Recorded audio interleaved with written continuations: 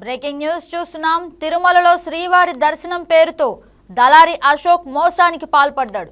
శ్రీవారి సేవా టికెట్ ఇప్పిస్తానంటూ తెలంగాణ భక్తుల నుంచి 4 లక్షలు వసూలు చేశాడు. ఆన్లైన్ ద్వారా డబ్బులు వేయించుకొని ఫోన్ స్విచ్ ఆఫ్ చేసుకొని పరారయ్యాడు. దళారి ఫోన్ పని చేయకపోవడంతో మోసపోయామంటూ గ్రహించిన భక్తులు విజిలెన్స్ అధికారులకు ఫిర్యాదు చేశారు. భక్తుల ఫిర్యాదు మేరకు కేసు నమోదు చేసి దర్యాప్తు చేస్తున్నారు. తిరుమలలో శ్రీవారి దర్శనం పేరుతో దళారి అశోక్ మోసానికి పాల్పడ్డాడు. శ్రీవారి సేవా టికెట్ ఇప్పిస్తానంటూ తెలంగాణ భక్తుల నుంచి 4 లక్షలు వసూలు చేశాడు. ఆన్లైన్ ద్వారా డబ్బులు వేయించుకొని ఫోన్ స్విచ్ ఆఫ్ చేసుకొని పరారయ్యాడు.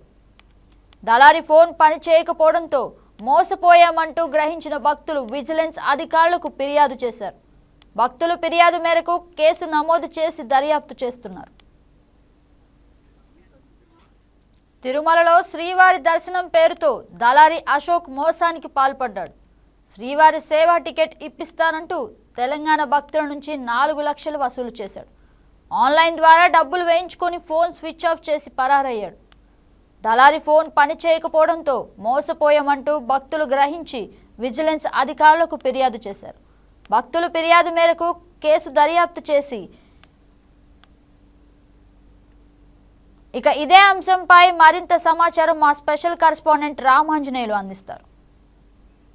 నమస్తే అండి. ఈ రోజు మీరు చూసినట్లయితే మా తిరుపతి దేవస్థానంలో దళారి అయిన అశోక్, తిరుపతి చెందిన అశోక్ అతను వచ్చి కర్ణాటక తెలంగాణ రాష్ట్రానికి చెందిన భక్తుల నుంచి కూడా 4 లక్షల రూపాయలు ఫోన్ పే ద్వారా చేపించుకొని భక్తులకు దర్శనం చేస్తానని చెప్పేసి మోసగించారనేసి ఈ రోజు చెప్పడం జరిగింది. అలాగే మీరు చూసినట్లయితే కూడా ఈ రోజు ఈ భక్తులు కూడా ఈ రోజు ఇక్కడ తిరుమలకు రావడం, తిరుమలకు వచ్చిన తర్వాత కూడా ఆ తర్వాత కూడా పోలీసులు కూడా ఫిర్యాదు చేయడం జరిగింది. దీనిపై ఎలాంటి పునరావృతం కాకుండా కూడా దళాల నుంచి కూడా భక్తులు మోసపోకుండా చూడాలని చెప్పేసి భక్తులు మీడియాతో తెలిపారు. ఈ విషయంగా చూసినట్లయితే కూడా రానున్న రోజుల్లో భక్తులు కూడా గతంలో ఇలాగే జరిగింది. దీని విజిలెన్స్ అధికారులు కూడా చట్టపరమైన చర్య తీసుకోవడం జరిగింది.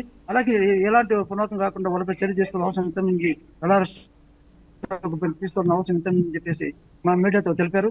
అలాగే స్పెషల్ విజిలెన్స్ అధికారులు కూడా చర్య తీసుకుంటామని చెప్పేసి హామీ ఇవ్వడం జరిగింది.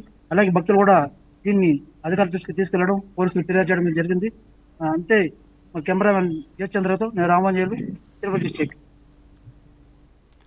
రామాంజనేయులు, అసలు ఇక్కడ మోసపోయామంటూ భక్తులు టీటీడీకి ఏమైనా వాళ్ళ వినతి పత్రం సమర్పించారా? సమర్పించారండి. విజిలెన్స్ అధికారులకి సమర్పించారు. మోసగించారని సమర్పించారు. అసలు నిందితుడు ఫోన్ స్విచ్ ఆఫ్ చేసుకున్న విషయం వీళ్ళకి ఎప్పుడు తెలిసింది? దానిపైన వాళ్ళు వెంటనే ఎలాంటి యాక్షన్ తీసుకున్నారు? వాళ్ళు తెలంగాణ నుంచి బయలుదేరినప్పుడు దళారి అనే అశోక్కి ఫోన్ చేయడం జరిగింది. ఆ తర్వాత అతను ఫోన్ స్విచ్ ఆఫ్ చేసిన తర్వాత తిరుమలకు వాళ్ళు చేరుకోవడం జరిగింది. చేరుకున్న తర్వాత కూడా ఇక్కడ వచ్చిన తర్వాత ఫోన్ చేశారు. అయినా కానీ స్విచ్ ఆఫ్ వచ్చింది. ఆ తర్వాత ఇక్కడ సంబంధిత విజిలెన్స్ అధికారులు ఎవరున్నారో వాళ్ళకు భక్తులు ఫిర్యాదు చేయడం జరిగింది.